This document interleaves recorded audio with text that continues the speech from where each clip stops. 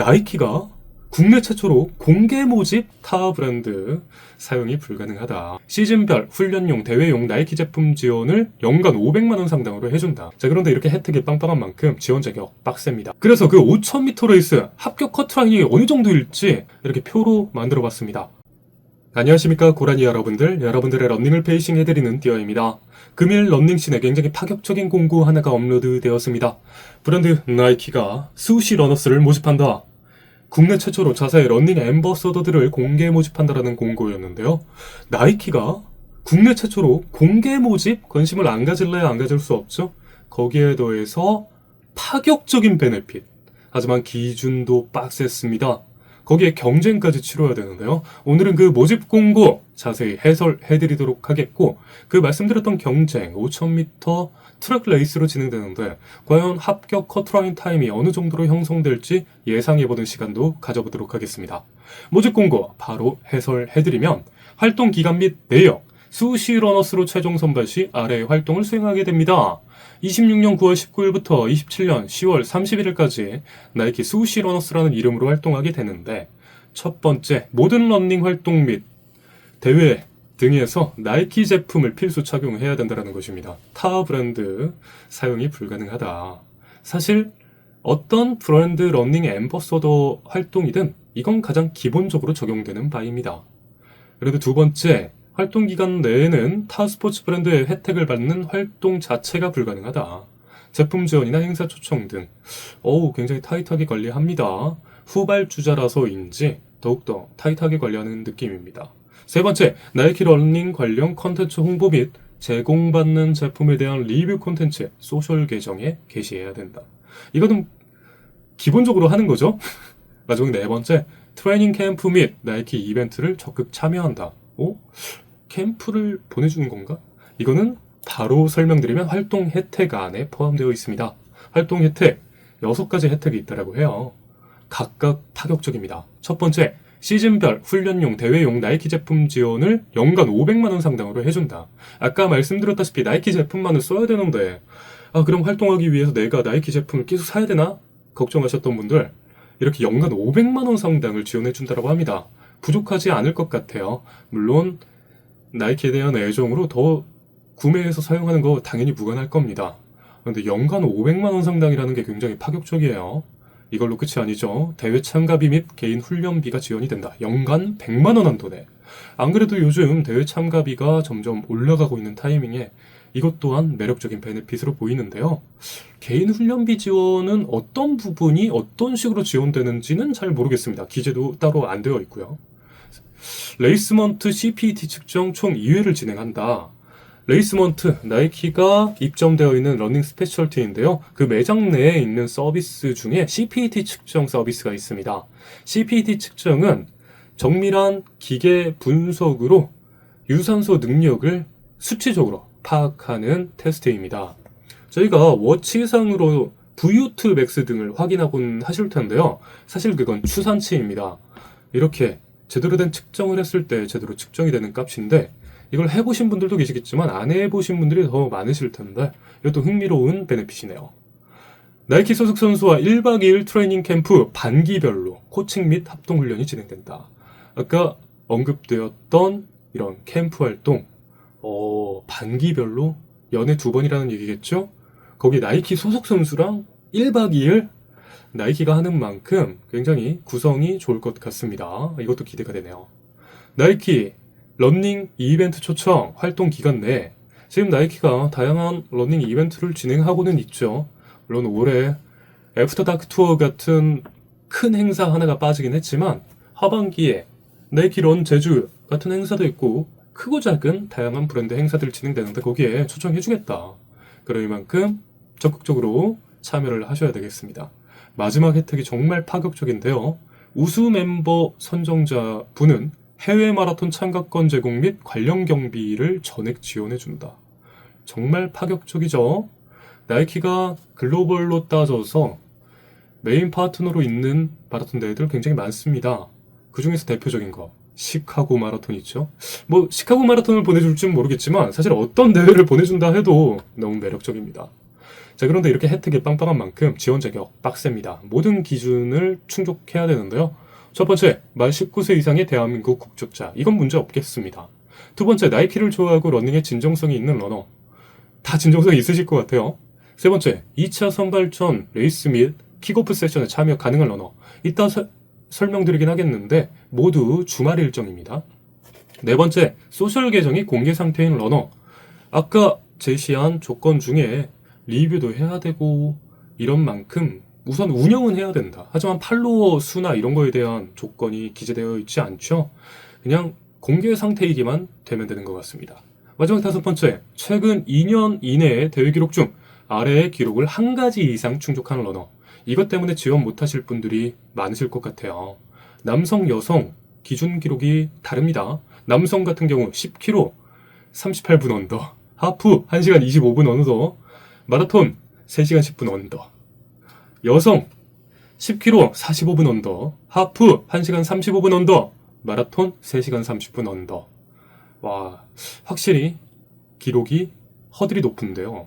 그런데 이따 설명드리긴 하겠지만 이 기록 간당간당하신 분들 사실 힘드실 겁니다. 왜인지 이따 설명드리도록 하겠습니다.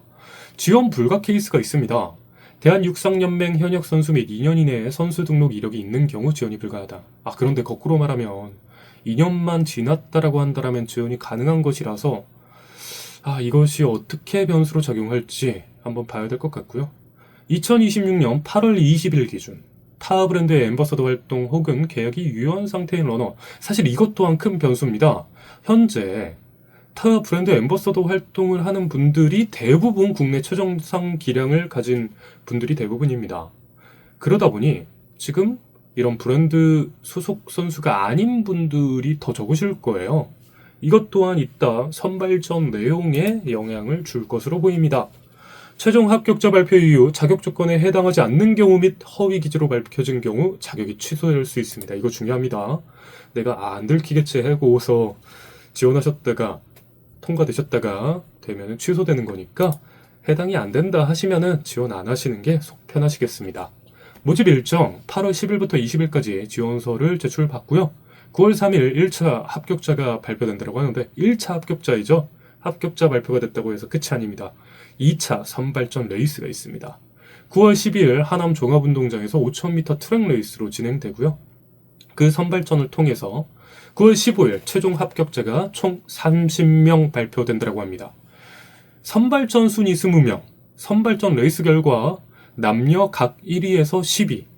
이게 중요한 것이 타 브랜드도 이런 레이스나 선발전을 치르는 경우가 있는데 무조건 순위에 따라서 선발하는 게 아닌 경우가 있었어요.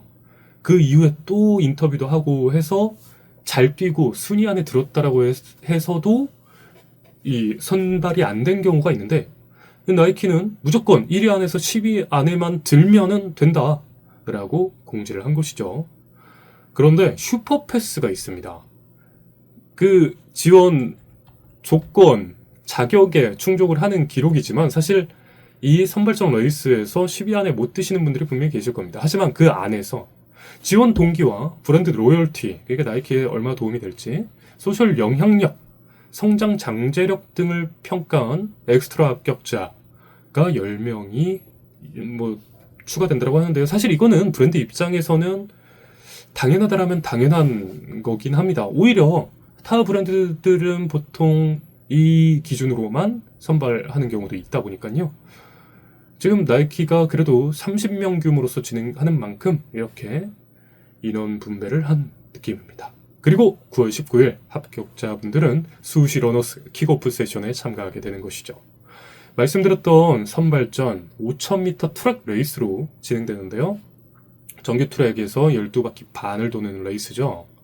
최종 기록 순으로 탑 10명, 남자, 여자 10명씩 선발이 된다. 9월 10일 오후 12시부터 오후 5시까지 진행이 되고 하남 종합운동장에서 진행이 되는데 1차 합격자에 한해 참여 가능하다. 이거 너무 당연한 거죠.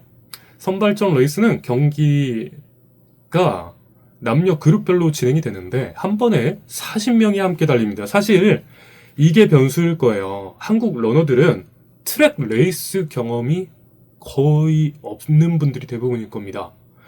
그래서 로드에서 잘 뛰시는 분들이 무조건 이 트랙 레이스에서 무조건 함께 잘 뛸 거다라고 단언은 못할 것 같아요. 제가 5000m 트랙 레이스를 참가해봤는데 느낌이 다릅니다.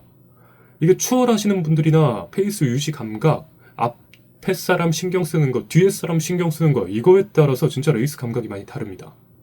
그렇기 때문에 이게 변수로 적용할 것 같고요. 그룹별 순위가 아닌 최종 기록순, 그러니까 아까도 말씀드렸지만 그룹별로 40명씩 몇 그룹씩 진행이 되겠죠? 그 그룹 내에서 10위 안에 들었다라고 끝이 아닙니다. 와, 그러면 이게 그룹이 과연 몇 그룹이나 될지 모르겠으나 5그룹이라고 한다라면은 적어도 평균치로 따지면 그 그룹 내에서 2위 안에는 들어야 되겠죠? 5그룹이라고 하나요? 이게 진짜 추산치입니다. 그리고 슈퍼패스 합격자 10명 경우는 순위와 상관없이 선발되나 선발전 레이스는 반드시 참여해야 한다. 이것도 중요하고요. 그리고 뭐 참여 안 할 이유도 없겠죠? 선발전 참가자는 나이키 의류 및 신발 제품을 착용하고 참여해야 된다. 이거는 제가 이 나이키 런 제주 참여했었을 때도 있었던 조항입니다. 상의, 하의 모두 나이키여야 되고 신발도 나이키여야 됩니다. 지금 뭐 이런 트라이얼이나 이런 게 없는 만큼 무조건 자기가 보유하고 있는 나이키 제품이어야겠습니다. 그래서 그 5000m 레이스 합격 커트라인이 어느 정도일지 정말 많은 얘기가 오고 가고 있습니다. 저도 예상을 해봤는데요. 이렇게 표로 만들어 봤습니다. 이 표를 만든 근거, 우선 기록이 이만치 빡셀 거라는 근거는 한국 러너들의 기량이 엄청나게 올라왔다라는 것, 그거는 부정할 수 있는 분들이 없으실 겁니다. 서울 마라톤만 하더라도 서브3 주자가 1900명, 풀코스뿐 아니라 10km, 5km 기록 추이 또한 같이 올라온 건 당연합니다. 지방대회, 예전에 1등 하시는 분들 16분, 17분? 이런 분들이 대부분이었는데요. 요즘 15분 때도 심심치 않게 보입니다. 입상권 때 자체에 대한 커트라인 자체가 엄청 타이트해졌어요. 예전에 뭐 19분 때 입상하는 분들도 계셨는데 요즘은 18분 때도 입상 못하는 분들이 계십니다. 지방대회 기준, 소규모 대회 기준인데도 말이죠. 거기에 여성 러너분들, 참여자 자체가 늘어난 것도 있지만 기록을 추구하는 여성 러너분들이 많아진 그런 느낌도 굉장히 큽니다. 그래서 경쟁은 당연히 심할 텐데 그걸로 끝이 아닙니다. 나이키라는 것, 이러니 저러니 해도 아직까지도 스포츠 브랜드 넘버원 브랜드입니다. 그 브랜드가 자신들 브랜드 소속 팀원을 구해? 당연히 관심이 쏠릴 수밖에 없겠고 혜택까지도 혜자스럽잖아요. 그러니까 경쟁이 심할 수밖에 없음과 동시에 그런데 변수가 있다 라고 여겨지는 부분이 크게 두 가지 있습니다. 첫 번째는 이미 그 탑급 기량을 가지고 계신 분들은 대부분 브랜드 활동을 하고 계시다는 것이죠. 어디 브랜드에 소속되고 있으시거나 계약을 하고 계신 분들도 계실 겁니다. 그래서 완전 신예분들 혹은 굳이 브랜드 활동을 안 하시는 분들만이 참여 가능하다라는 것, 그리고 아까도 말씀드렸던 트랙 레이스라는 것, 5000m라는 것, 분명히 풀코스나 하프 이런 곳에서의 넘사벽급 기량을 가지신 분들이 계신데 5000m는 확실히 다릅니다. 풀코스 잘 뛰신다고 무조건 5000m를 무조건 잘 뛰시는 건 아니시더라고요. 거기에 더해서 트랙이다. 여러 가지 변수가 많습니다. 하지만 그런 양쪽 측의 밸런스를 조정한다 한들 커트라인은 결과적으로 빡셀 것으로 예상이 됩니다. 남성 기준 16분 15초 전후, 여성 기준 19분 플랫 전후로 봅니다. 남성 17분 30분 넘어간다? 그건 진짜 불가능하죠. 분명히 잘 뛰는 건 맞으십니다. 하지만 이 선발전에서는 불가능할 것으로 보이고요. 진짜 뭐 선발전 참여자가 뭐 한 30명 된다라고 하면 모르겠으나 아마 최소 100명, 많게 한 200명 이상도 뭐 진행이 될 것 같다 보니까 그래서 17분 30분, 그리고 여성 20분 30초? 이거는 경쟁력 없다라고 생각이 됩니다. 그리고 남성 17분에서 17분 30초, 여성 20분에서 20분 30초. 이것도 분명 성별 대비 잘 뛰는 거 맞으십니다. 하지만 입상권대라고 할 수는 없을 겁니다.